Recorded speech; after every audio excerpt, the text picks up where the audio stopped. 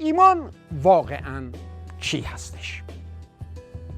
خیلی از مردم وقتی که کلمه ایمان به گوششون میرسه، مطابق با تجربیات مذهبیشون و یا تصوری که کلاً از دین و مذهب دارند، یهویی معانی صوفیگرانه و عارفانه تو ذهنشون جون میگیره.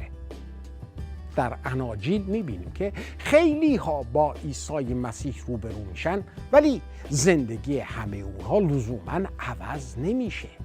فقط زندگی اون افراد عوض میشه که با ایمان به نزد عیسی میان و در بسیاری از مواقع میبینیم که عیسی هم به اونها میگه که ایمانشون باعث شفاشون شده، ایمانشون باعث آزادیشون شده.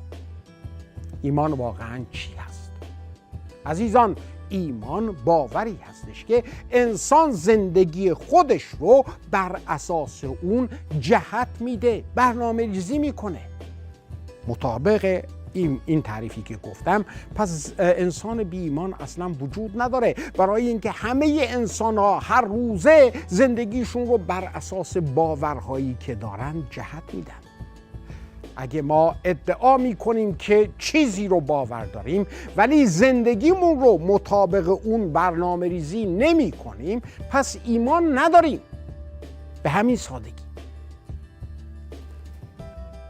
مطابق این حرفی که گفتم، عزیزان، میبینیم که ارزش ایمان و باور ما در خود ایمان و باور نیستش که در کس و چیزی هستش که انسان بهش باور داره.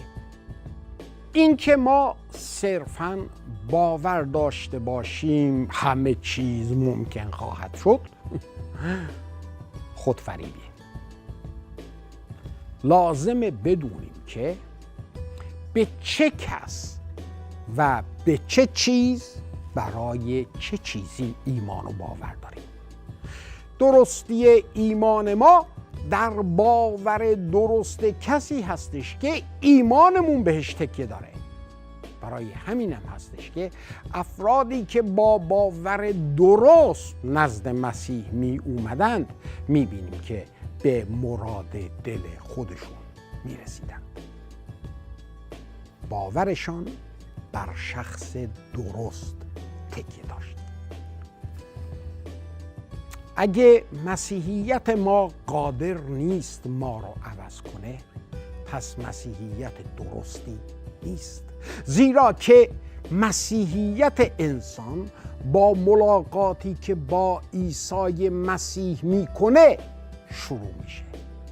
این مطلب هم اون موقع که عیسی در روی زمین در میان انسان ها بود صدق میکرد و هم همین الان داره صدق میکنه.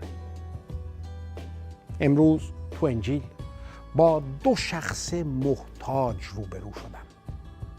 افرادی که مثل ما خودمون بودن و میتونیم اونا رو به راحتی در جامعه خودمون، در دور و بر خودمون پیداشون بکنیم. یکیشون شخصی خیلی محترم و معروف و اون یکی فردی بی‌نامونشون. ولی این مطلب فرقی برای عیسی نداشت. دو فرد محتاج به او پناه آورده بودند و عیسی به هر دوی اونها کمک کرد. یکی از اونها دخترش مشرف به موت بود و دیگری 12 سال به بیماری خونریزی مبتلا.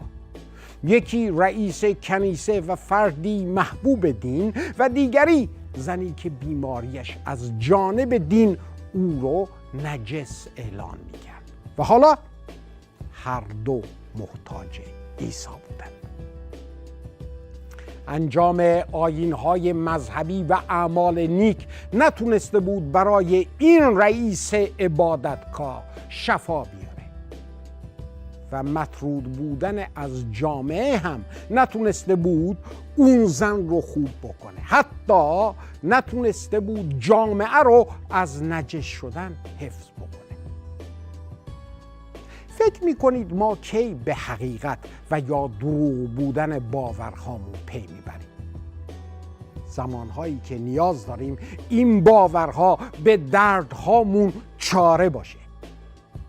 رئیس عبادتگاه میدونستش که باورهای مذهبیش صرفاً کلماتی توخالی اند، ولی در عین حال کاملاً بیچاره نبود. چرا؟ واسه این که الان فردی رو میشناخت که در کلامش قدرت بود و همین مطلب، همین دانستن او رو در مقابل انتخاب قرار میداد. اگه انتخاب خودش رو نه بر مذهب بلکه بر عیسی قرار میداد، خودش رو تو این خطر مینداخت که از جانب مذهب به دردسر بیفته و اعتبارش از بین بره. اون زن هم کاملا بیچاره نبود، کسی رو میشناخت که میتونست او رو شفا بده و همین او رو در مقابل انتخاب قرار میداد. مذهب او رو قدغن میکرد که با کسی تماس ایجاد بکنه و لازم بود که دور از بقیه مردم زندگی بکنه، ولی الان کسی بود که میتونست با لمس ردایش بی آنکه کسی چیزی بفهمه شفا پیدا کنه.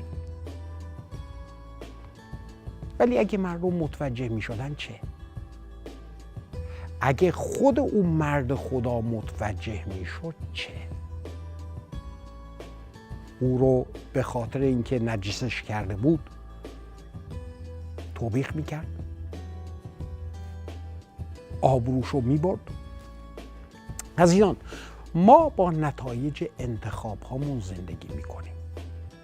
بسیاری از ماها هم برای یافتن درمان به